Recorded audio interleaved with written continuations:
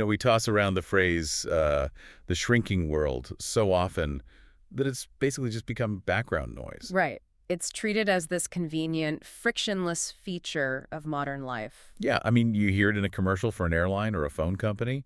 We assume it just means, hey, I can FaceTime my cousin in Tokyo, or, I can get next day shipping. Distance is dead. And isn't that nice? But when you actually sit down with the history of the late 20th century, specifically what we're looking at today in our deep dive of AP European History topic 9.13, you realize that shrinking is a really polite way of putting it. It is a very polite term. Because it wasn't a gentle process where everyone just shook hands. It was more of a collision. That is a much better way to frame it, actually, because we aren't talking about trade routes here or 15th century explorers. Right. We are talking about a fundamental structural shift in the human experience. The sources we have for this deep dive define globalization in this specific era as an unprecedented acceleration. Acceleration. That's the key word there, because humans have always traded. Of course. We've always had empires. But this deep dive is about what happens when you strap a rocket engine to those connections. Precisely. We are looking at the acceleration of economic reliance, political entanglement, social blending. What happened post-World War II, and specifically in the last quarter of the 20th century, was that the speed of connection started to outpace our ability to process it. So our mission today for you listening, Yeah. it isn't just to define globalization. I mean, we know what it is. Our job is to figure out who built this engine, what tools they used to run it, and frankly, looking at the environmental section of these sources, what the bill looks like now that it's due. And that bill is heavy. We're going to see a lot of tension in these documents. It's essentially a story of modernization versus local values. Yeah. Everyone wants the benefits of the global village, the cheap goods, the fast travel, but nobody wants to lose their own neighborhood in the process. Exactly. So let's start with the builders, the architects. If this system didn't just appear out of nowhere, someone had to draw the blueprints. Right. And looking at the source material, it suggests that the main architects weren't really governments in the traditional sense. Not primarily, no. I mean, if you look back at the 19th century, imperialism was about nations planting flags. The map was painted red or blue, depending on which king or queen claimed the territory. British Empire, the French Empire, all that. Exactly. But in the late 20th century, the primary drivers shifted to multinational corporations, MNCs. Which, it sounds like standard business school jargon. Right. But the structure of these things was actually quite novel for the time. It was revolutionary. It wasn't just a big company. It was a company that operated above borders. The definition here is crucial for understanding the sources. An MNC is an entity incorporated in one nation, but manufacturing and selling globally. Right. But the real insight isn't just that they sell soft drinks or cars everywhere. It's how they split their brain from their body. You're talking about the labor market split, this idea of the knowledge worker. Yes. The MNC model relies on a very specific geography. They keep the high-value thinking jobs, the design, marketing, financial strategy, executive management. White-collar stuff. Right. They keep that in the home country, usually a wealthy Western nation. But they export the making, the manufacturing, the harvesting, the raw assembly to developing regions with low-wage labor. So it effectively disconnects the creation of wealth from the physical production of goods. Yeah. I mean, you can have a company worth billions that doesn't actually make anything in its own backyard. Precisely. And we have a stark case study in the notes that really drives this home, Nestlé. The chocolate giant. Everyone knows the brand. Right. Ugh. It's headquartered in Switzerland. That's where the decisions happen. That's where the knowledge workers live comfortably in the Alps, managing the brand. Right. But the cocoa harvesting, that happens in West Africa. And the sources don't pull punches here. They highlight a massive tension. Because on one hand, you have incredible efficiency. Unmatched efficiency. Nestle can get an affordable chocolate bar to a kid in London or Berlin or Chicago for pennies. That's the miracle of the system. But the cost is paid elsewhere. The documents explicitly highlight the ethical complexity and, frankly, the catastrophe at the bottom of that supply chain. To keep that price low and those profits high in Switzerland, the system relies on low-wage labor in West Africa. Yeah. And the source notes impartially report that in some documented cases, this has included child or enslaved labor. It creates a moral buffer zone, doesn't it? The consumer in the supermarket enjoys the efficiency, but doesn't see the exploitation because it's happening on a completely different continent. Managed by a different subsidiary. That is the paradox of the MNC. It connects the world economically, It links the Swiss banker to the Ghanaian farmer. But it widens the gap between their realities. It's efficient, but it's built on a foundation of inequality. Exactly. But corporations weren't the only ones redrawing the map here. Hmm. We also had to talk about the political architects. And the European Union comes to mind immediately as the biggest experiment in this kind of thinking. The EU and the UN to an extent. These are the governing bodies that try to manage this new global chaos. But there is a trade-off here that I think is often overlooked in these discussions. We tend to think of the EU as just a club that nations join. Right, but to join the club, you have to give up something significant. Sovereignty. You have to hand over the keys to the castle. Or at least some of them. Exactly. The source notes emphasize that these bodies prioritize the global community or regional blocs over the individual sovereign state. Right, so if you're France or Germany and you join the EU, you're agreeing to abide by regulations made in Brussels. Yes, you are agreeing to open your borders to goods and people from other member states, regardless of what your local constituency might want in that specific moment. It's a whole new layer of authority. You aren't just answering to your local parliament or your own constitution anymore. You're answering to a regional charter. And look, that stabilizes the region, it prevents wars, which was the original post-war goal, and it smooths out trade. But it fuels a very specific type of anxiety. Citizens start to feel like decisions about their lives, about their currency, their laws, their trade are being made by bureaucrats they didn't vote for, in rooms they'll never see. Which really explains a lot of the political friction we see even today. It's that feeling of being a passenger in your own country. Exactly. So you have corporations creating a global economy and political bodies creating a global or regional legal framework that provides the structure.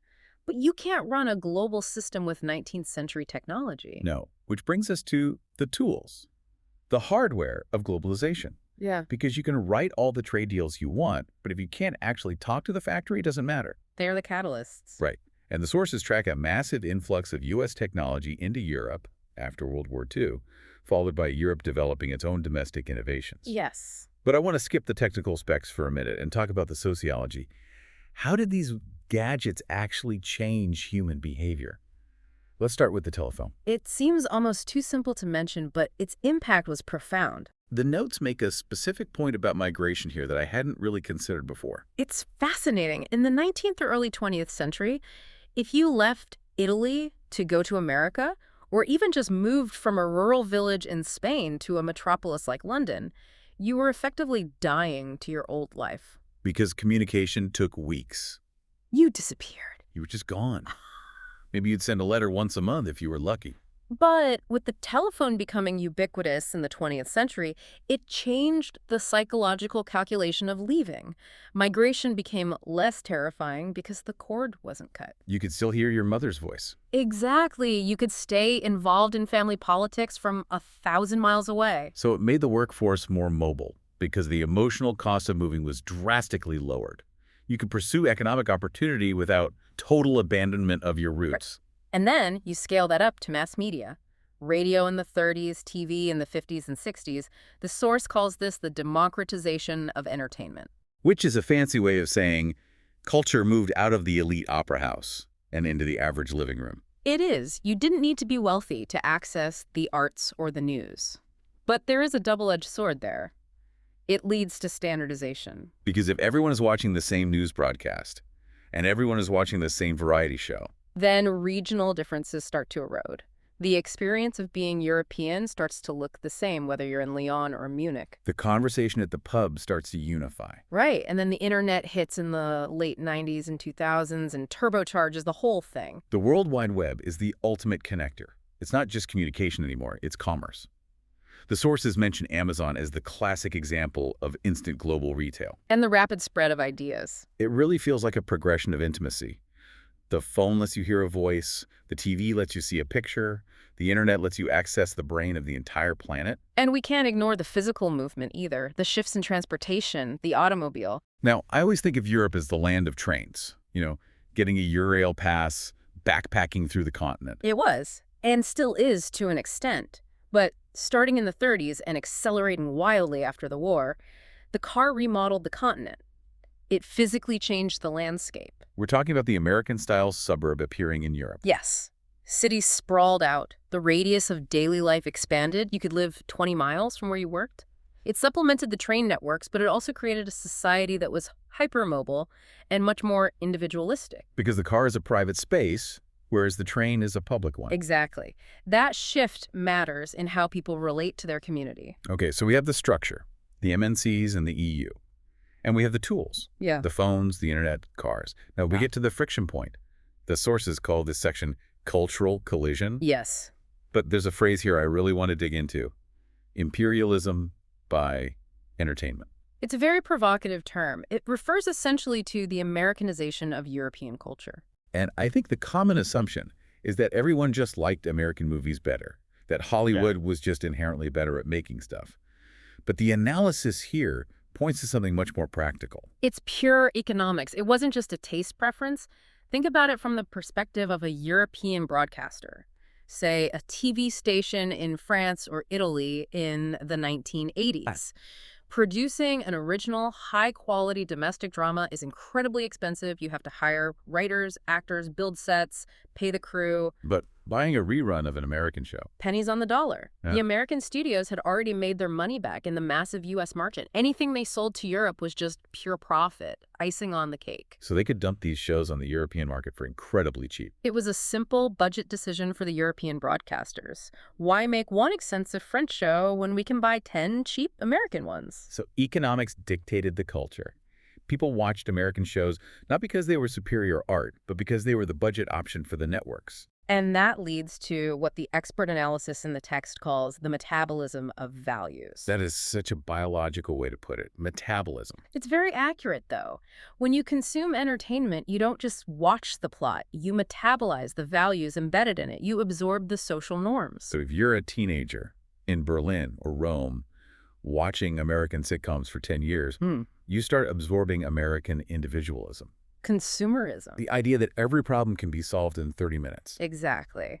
And those values often clashed violently with traditional European norms. You had this dynamic where Europeans, especially the younger generation, loved the blue jeans, the rock and roll, the Hollywood gloss. But the older generation and the intellectual class saw it as an invasion. A soft invasion. Imperialism by entertainment. They feared that globalization just meant becoming American. It's the fear of a monoculture. It created a massive social divide between the desire to modernize and the desire to preserve local identity. So we have cultural pollution, essentially, the erosion of identity. But the sources also pivot to actual physical pollution. This brings us to the backlash section. We can't talk about this era of unrestrained capitalism and rapid connection without talking about the environmental bill, because it came due in the 70s and 80s. And looking at the notes, it seems like the scale of the damage was what really shocked people. This wasn't just littering. No, we are talking about systemic collapse.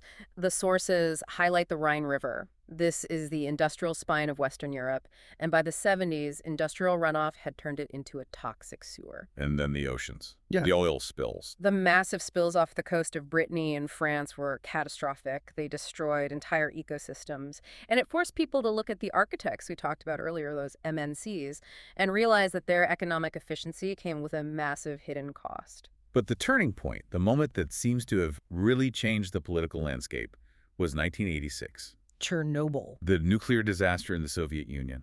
And the reason Chernobyl is so pivotal to this specific topic of globalization is because of the radiation cloud, right? Exactly. If an oil spill happens, it stays relatively local to the coast.